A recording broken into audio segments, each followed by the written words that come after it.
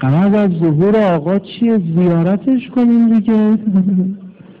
زیارتش کنیم. ما نیاز داریم آقامون رو ببینیم، وجه الله رو ببینیم. خوب خوبان عالم خوبترین هاست. ما دلمون رو خالی کردیم، همه رو بیرون کردیم، جای آقا خالیه، قلبمون داره میترکه. هر کی خواسته بیاد تو قلب ما جا پیدا کنه گفتیم نه، بیا برو بیرون، اینجا جای کسیه. بیا برو بیرون، جای کسیه. گاهی خدا بهمون شادی داده، ببینه ما چیزی رو دوست می‌داریم، شادی اومده گفتیم صبر کن. چیه میخوای تو دل ما بشینی؟ دل جا ندادیم، من بیرون میشیم. غم اومده لطمه خوردیم، غم اومده بشینه تو دل ما، به غم گفتیم صبر کن صبر کن، چه خبرته؟ دردی، قصه‌ای، درد بی‌درمونی باشه، تو دل ما جا ندادیم، بیرون وایسا. من که آدم نشدم برای تو بمیرم که.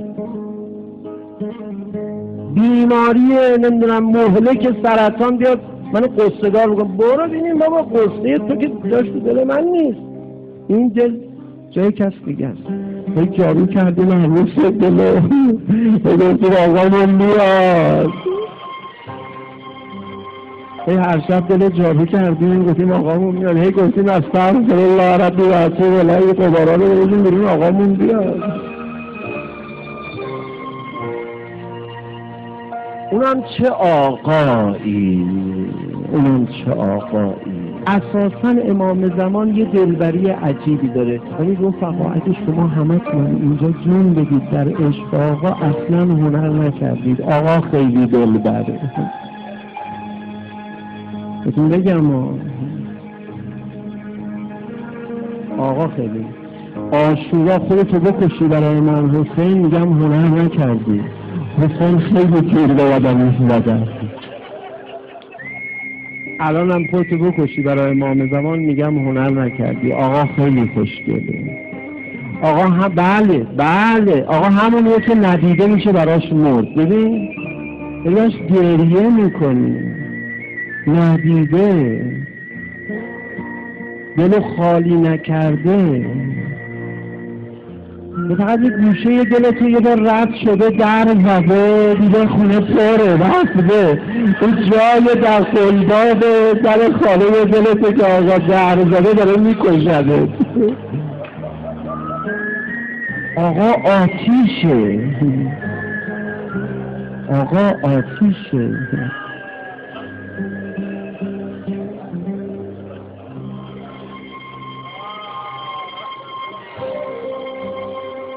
آقای ابوترابی به بنده میفرمودن که با حاج آقا فخر رفته بودیم، داشتیم تو شهر راه میرفتیم، یه دفعه وایستاد گفت اینجا کجاست؟ اینجا این مثل این خونه چیه؟ گفتم چطور شما که تو این شهر نیومدی؟ گفت نه اینجا چیه؟ اینجا چیه؟ گفتم شما چیزی فکر میکنید بگو من توضیح میدم. گفت اینجا نمیدونم کجاست، ولی روی کنده های در جای دستای مهدی فاطمه اینجا آقا اومده. دیگه من بهشون خبر نداشت، بهشون گفتم بله اینجا جاییه که مردم میخوان متوسل به حضرت بشن، اینجا میان گریه میکنن، اینجا خیلی آثار بزرگم. اون آقا اومده، آقا دست رو چوب میگذاره، رو چوب رو سنگ میگذاره، اثرش تا سالها میمونه. یاد مال حسن دست بده به یار امشب بزن،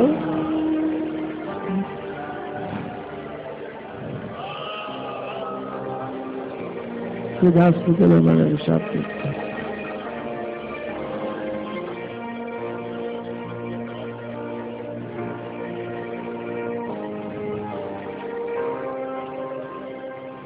این کلمه امیرالمؤمنین رو میشناسین؟ امام زمان با این عظمت، اگه خواستی امام زمان تو شعله ور شدنش رو ببینی، پیشش بگو یا علی. علی ابن ابی طالب رو میشناسی عظمتش رو که پیغمبر بهش میگفت فدات بشم؟ علی درباره امام زمان تو میدونی چی میگو؟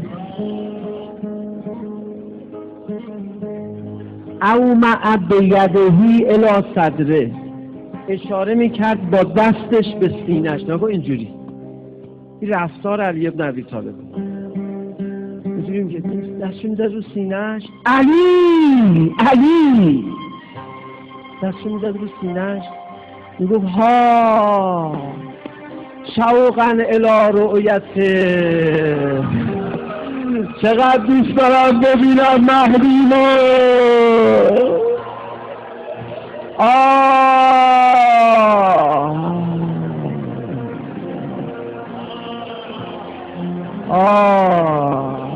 چقدر دوست دارم مهدیمو ببینم.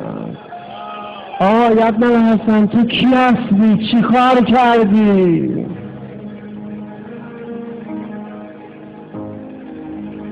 کمی به این آقا نزدیک بشید، یک کمی. بعد آقا بفرماد، ملائکه آقا بفرماد چی کار داری؟ دیگه چی میخوام آقا رو ببینم. حد اکثری باشید تو هدف. من مگه میتونم؟ من خوراکم رؤیت خداست و به به گفتن خداست. او وجه الله هست، او وجه خداست، تجلی خدا در اوست، اونم از یه نوع مخصوصش. یا میتونن آقا رو برگردونن؟ آیا منتظران آقا؟ آیا اونایی که آقا به شما التماس دعا گفته؟ نشد بشتونید یه کسی یک التماس دعا نگفت؟ من گرفتم یه دعا امشب برای ما بکن. اسمس برات نرسیده دعا بکنید به خدا. آقا اگه میتونست اسمس به شما بزنه ها، خدا اجازه میداد به همه تون یه اسمس میداد، گفت برای من دعا کنید، دور هم جمع میشید، برای فرض من دعا کنید. هیچ وقت بچه نمیفهمه مادر چقدر دوست داره بچه ها در آغوش بگیره. هیچ وقت نمیفهمه. و امام رضا گفت رابطه ما با شما مثل رابطه مادر با طفل شیرخواره. طفل شیرخواره هیچ وقت نمیفهمه، هیچ وقت نمیتونه بفهمه. ابن الحسن من هیچ وقت نمیتونم بفهمم تو چقدر دوست داشتی الان به تو جلسه ما بهجی میدونی ما علنی. هیچ وقت من نمیتونم بفهمم. هیچ وقت دارم برای تو نمیسوزه، همیشه دارم برای خودم میسوزه.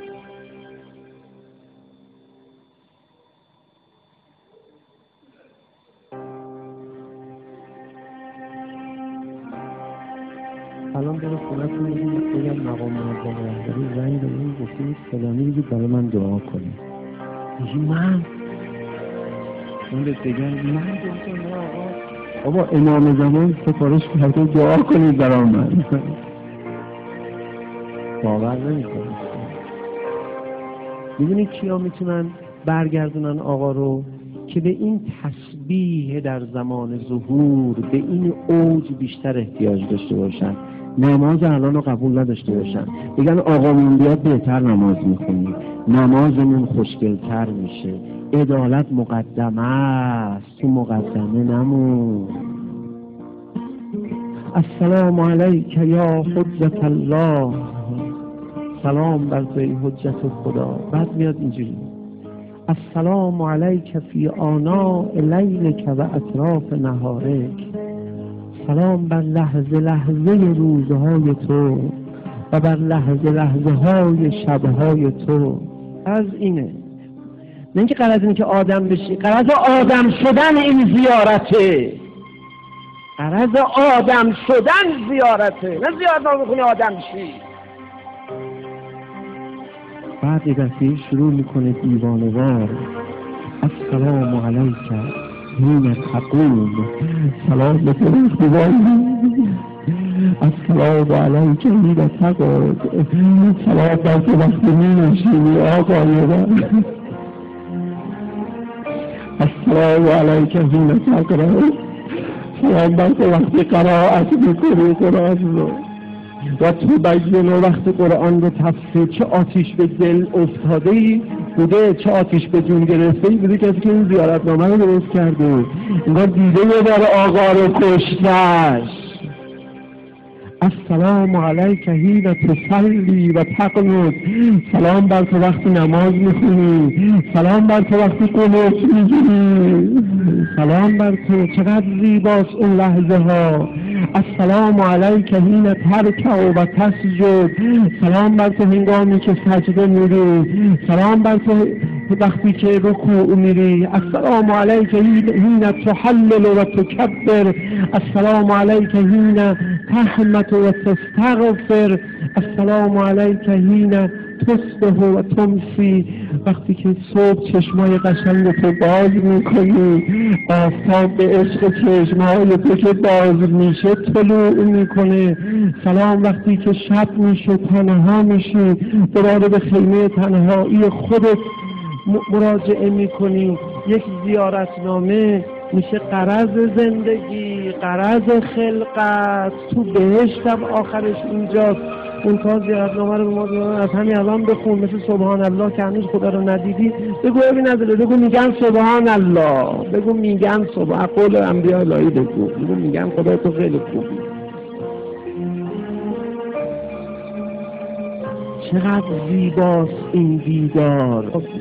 دل ما خونه تو رو که مستعجل آوردیم بیرون نمیده، یا بیرون کن خودت یا بشین. من اگه بنا باشه به کسی توصیه کنم به خود آقا میگم، از خود اون که فایده نداره، حداقل من که از خودم ناامیدم.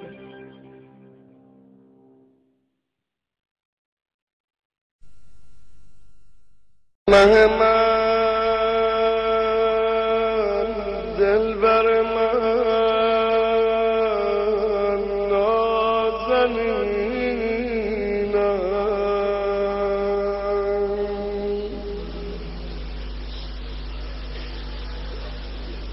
مه من دلبر من نازنینم،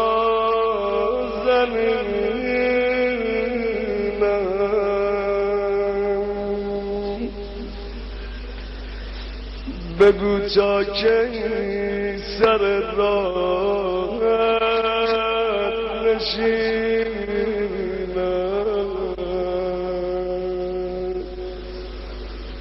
بگو تا کی سر راحت نشینم.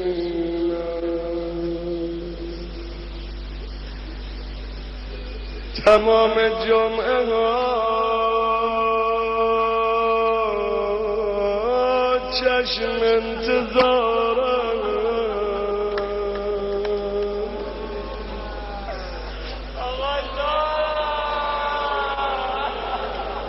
تمام جمعه ها چشم انتظارم،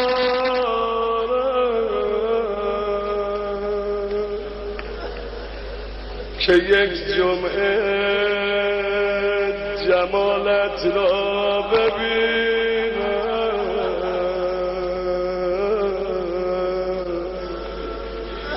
که یک جمعه جمالت را ببینم. آقام